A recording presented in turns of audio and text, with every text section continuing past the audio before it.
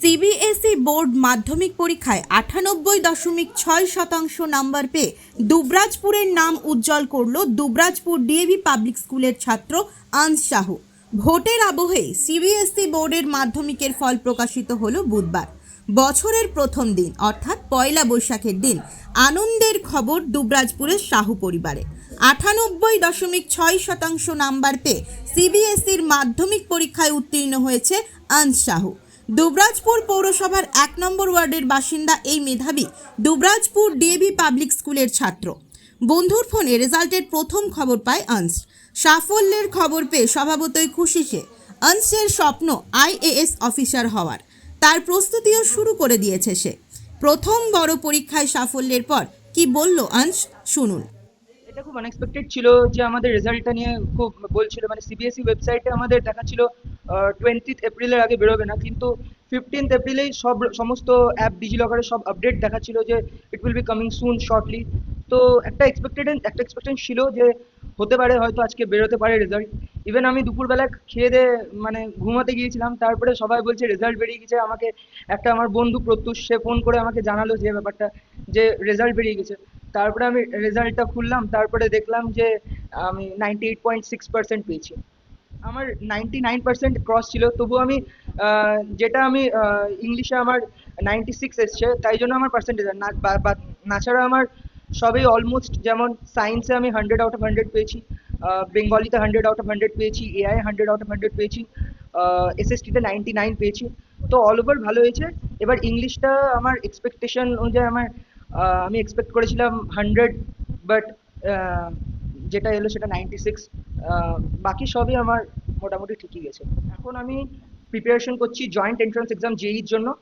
আর আপাতত আমি আইআইটির জন্য আমার প্ল্যান আছে এখন আপাতত।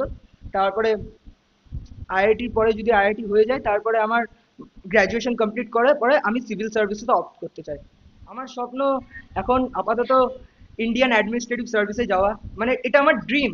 Means I am going through IIT because I have to do the graduation from the best place, and after that my aim is to opt for the civil services because um, it's my childhood dream. Because when I was 5 to 6 years old, my father told me that it's that, and the feeling of that is unbelievable. That's why I wanted to opt for civil services, and Indian administrative service is my dream.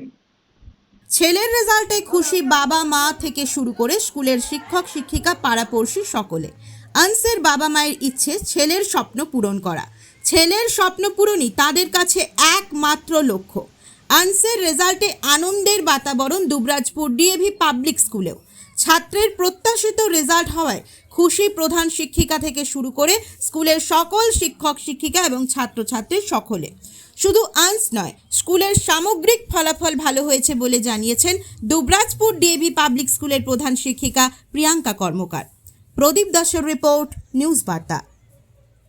আমরা খুব খুশি হয়েছি যে এই পয়লা বৈশাখটাও যে আমাদের জন্য এত ভালো একটা নিউজ নিয়ে এসেছে তার জন্য।